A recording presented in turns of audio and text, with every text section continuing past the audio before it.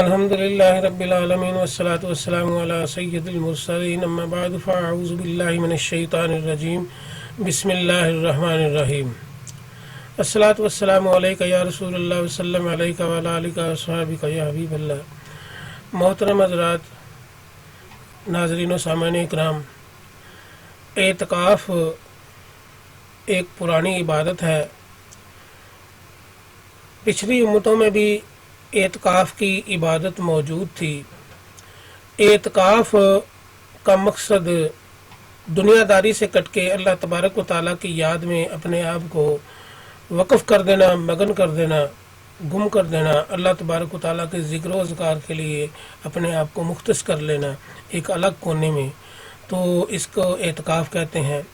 تو سورہ بقرہ کی آیت نمبر 125 میں اللہ عز و جل نے فرمایا ہے کہ ترجمہ پیش خدمت کرتا ہوں، اور ہم نے تاکید فرمائی ابراہیم اور اسماعیل کو کہ میرا گھر خوب صاف ستھرا کرو، طواف والوں اور اعتکاف والوں اور رکوع و سجود کرنے والوں کے لیے۔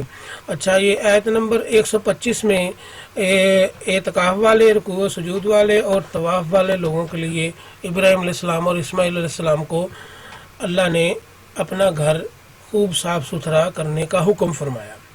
اچھا، یہاں پر دو باتیں جو ہے نا، وہ اعتکاف کا ذکر بھی آ گیا بیچ میں، اعتکاف پر بھی انشاءاللہ بات کرتے ہیں۔ دو باتیں یہاں پہ میں واضح کرنا بڑا ضروری سمجھتا ہوں۔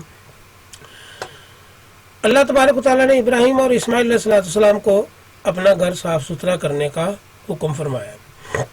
ابراہیم علیہ السلام اور اسماعیل علیہ السلام اس وقت کے پوری مخلوق میں سب سے افضل ترین مقام رکھنے والوں میں سے تھے، اور سب سے بلند ترین مقام انسانوں میں جن کا تھا وہ ابراہیم علیہ السلام اور اسماعیل علیہ السلام ہے۔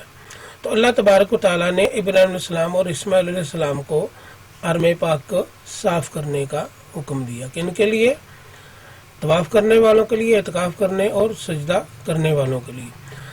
ہمارے ہاں آج کل کے متکبر علماء جو ہیں وہ سمجھتے ہیں کہ وہ بڑے خطیب ہیں اور بڑے امام ہیں، اور ان کا بڑا علم میں ایک مقام و مرتبہ ہے، تو اس تکبر میں ڈوب کر وہ مسجدوں کی صفائی ستھرائی نہیں کرتے، مگر اللہ تبارک و تعالیٰ کے اس حکم کے مطابق ان کو اس بات کو ذہن میں رکھنا چاہیے کہ ابراہیم علیہ السلام جو کہ اپنے وقت کے سب سے بلند مرتبہ انسان ہیں، انہوں نے اگر مسجد کو صاف کیا اور مسجد میں اعتکاف والوں کے لیے صفائی ستھرائی کی، تو آج کل کے جو متکبر علماء ہیں ان کو اپنے تکبر کی طرف غور کرنا چاہیے، اور ان کو بھی ابراہیم علیہ السلام کی سنت پہ عمل کرنا چاہیے۔ اچھا، اب اس میں دوسری جو اہم بات ہے وہ یہ ہے کہ ابراہیم علیہ السلام اور اسماعیل علیہ السلام کو رکوع و سجود کرنے والوں کے لیے مسجد کو، اپنے گھر کو صاف کرنے کا حکم ملا۔ اکثر لوگوں کا نظریہ یہ ہے کہ حرم کعبہ میں انبیاء علیہ السلام کی مزارات موجود ہیں، ان کی قبریں موجود ہیں، یا انبیاء علیہ السلام کے خاندان والوں کی قبریں موجود ہیں۔ تو ابراہیم علیہ السلام اور اسماعیل علیہ السلام کو اللہ تبارک و تعالیٰ اپنے گھر کو صاف کرنے کا کہہ رہا ہے، کن کے لیے؟ رکوع و سجود کرنے والوں کے لیے۔ تو اب آپ یہ مجھے بتائیں کہ ابراہیم علیہ السلام اور اسماعیل علیہ السلام سے پہلے تو وہاں پر کوئی نبی مستقل طور پر کسی نبی نے قیام تو کیا نہیں، تاریخ میں اس کا کوئی نہیں ملتا، کوئی دلیل نہیں ملتی، کوئی پختہ کوئی ثبوت نہیں ملتا کہ کسی نبی نے وہاں پر مستقل قیام کیا ہو۔ ہاں، کچھ انبیاء علیہ السلام حاضر ہوتے تھے اور وہاں پر طواف کر کے یا اللہ کے گھر کی حاضری دے کر وہ واپس چلے جاتے تھے۔ کچھ انبیاء نے کچھ عرصے تک قیام کیا مگر وہ بھی واپس چلے گئے۔ اب آگے آل اسماعیل، تو آل اسماعیل علیہ السلام کو اللہ تبارک و تعالیٰ سب سے پہلے ابراہیم علیہ السلام اور اسماعیل علیہ السلام کو اپنے گھر کے طواف کا اور رکوع و سجود کرنے والوں اور اعتکاف کرنے والوں کے لیے صاف کرنے کا حکم دے رہا ہے۔ اب اسی جگہ اللہ رکوع و سجود کرنے والوں کے لیے وہ صاف کرنے کا حکم دے رہا ہے، وہاں پر حضرت ابراہیم علیہ السلام اور یا حضرت اسماعیل علیہ السلام کی آل جو ہے وہاں پر کسی کو دفن کرے گی، چاہے وہ نبی ہو یا ان کے خاندان میں سے ہو، یعنی سجدہ کرنے والی جگہ پر کیوں کر وہ دفن کریں گے کسی کو؟ لہذا یہ بات جو ہے وہ ایسا ہی معلوم ہوتا ہے اس آیت مبارکہ سے کہ وہاں پر کسی نبی کی قبر نہیں. ہاں جو آج کا مکہ ہے اس کے جو قبرستان ہے ان میں قبر ضرور ہو سکتی ہے، اور شاید کہ حرم پاک کی جو اس وقت کی حدود تھی اس وقت سے ہٹ کے کسی جگہ پر اگر دفن کیا گیا ہو تو وہ الگ معاملہ ہے، مگر جس جگہ پر رکوع سجود کرنے والوں کے لیے صاف کرنے کا حکم ملا ابراہیم علیہ السلام یا اسماعیل علیہ السلام کو، تو نہ ہی اسماعیل علیہ السلام اور نہ ہی کہ ان کی اولاد میں سے وہاں پر کسی کو نہ تو کچھ دفن کرے گا، اور وہ سجدہ گاہ ہے تو اس لیے اس بات کا خیال رکھا. بعض لوگوں کی یہ غلط فہمی ہے کہ حرم پاک میں انبیاء علیہ السلام کی قبریں موجود ہیں. تو اب ہم بات کرتے ہیں اعتکاف کی. تو حضرت ام المومن حضرت سیدتنا عائشہ صدیقہ رضی اللہ تعالی عنہ روایت فرماتی ہیں کہ رسول اکرم صلی اللہ علیہ وسلم رمضان المبارک کے آخری عشرہ یعنی آخری 10 دن کا اعتکاف فرمایا کرتے، یہاں تک کہ اللہ عز و جل نے آپ صلی اللہ علیہ وسلم کو وفات ظاہری عطا فرمائی. پھر آپ صلی اللہ علیہ وسلم کے بعد آپ کی ازواج مطہرات اعتکاف کیا کرتی تھیں. بخاری شریف میں یہ حدیث پاک موجود ہے جو حضرت عائشہ صدیقہ رضی اللہ تعالی عنہا سے روایت ہے. اعتکاف کی 3 قسمیں ہوتی ہیں. اعتکاف کی ایک قسم پہلی قسم جو ہے وہ واجب ہے، دوسری قسم اعتکاف سنت ہے، اور تیسری قسم اعتکاف نفل ہے.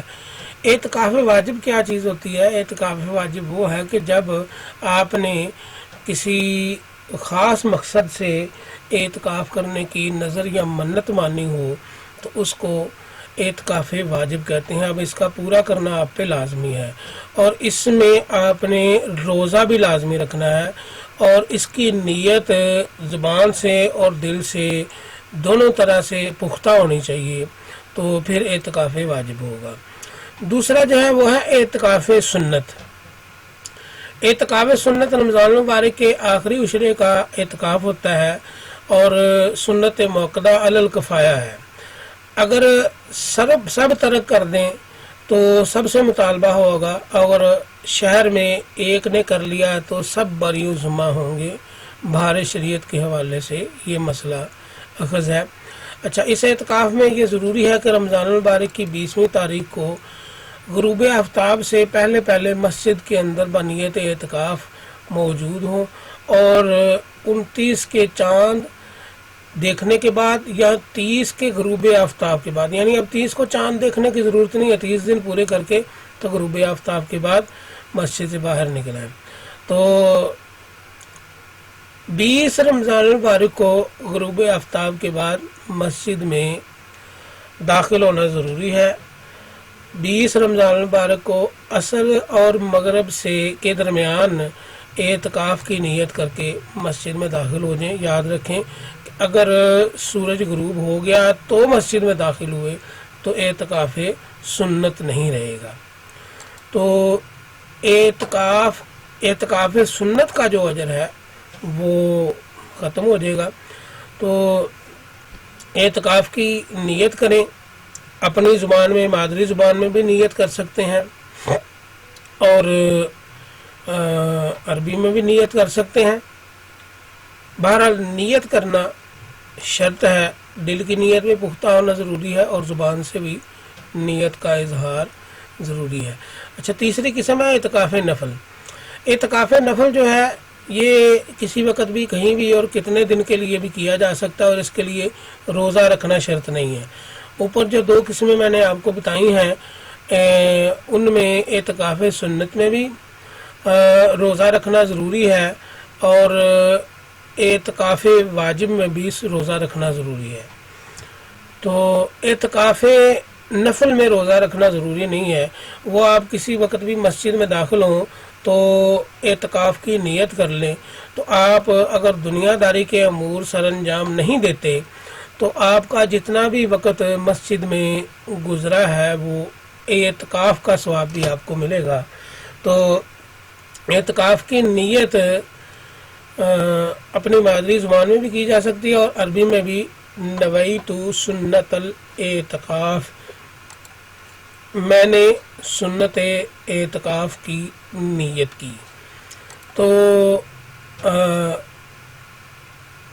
اعتکاف کی نیت کرنا انتہائی ضروری ہے، کیونکہ انما الاعمال بالنیات، اعمال کا دار و مدار نیت پر ہے، اور نیت میں زبان اور دل کا ایک ہونا اور پختہ ہونا بڑا ضروری ہے۔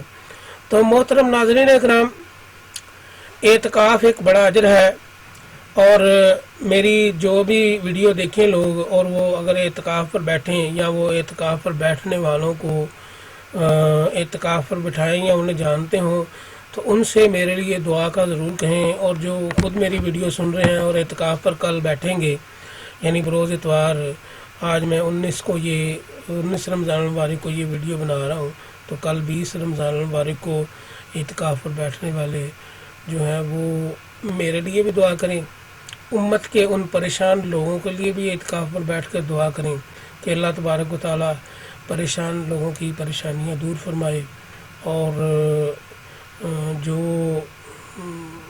اپنی بیٹیوں کے رشتوں سے مجبور ہیں اور جوان بیٹیاں گھر میں بیٹھی ہوئی ہیں ان کے لیے بھی دعا کریں، بے روزگاروں کے لیے بھی دعا کریں، بیماروں کے لیے بھی دعا کریں، کل انسانیت کی بھلائی کے لیے بھی دعا کریں، اور مجھ گناہ گار کو بھی اپنی دعاؤں میں ضرور یاد رکھیں۔